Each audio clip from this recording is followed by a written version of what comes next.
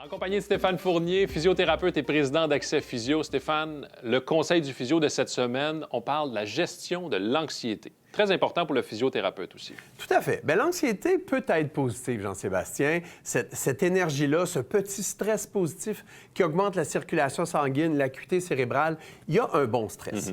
Il y a une anxiété, cependant, qui peut être paralysante puis affecter la performance. Alors, 3 conseils aujourd'hui, Jean-Sébastien. La première chose, le retour au calme.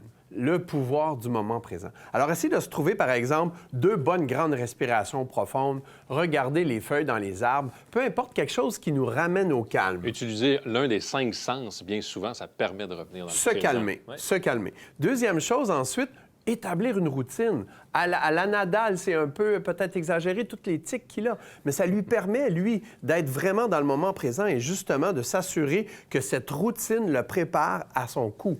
Dernier conseil, Jean-Sébastien, nécessairement de voir la trajectoire, voir le coup qu'on va faire, s'assurer qu'il est parfait. Tout cela nous ramène aussi dans un bon focus. Un coup court, par exemple, regarder la cible, où la balle va tomber. Tout ça va aider à gérer l'anxiété. Et si l'anxiété persiste, ça demeure compliqué, consultez un professionnel, un psychologue, par exemple, pour nous aider à gérer tout cela.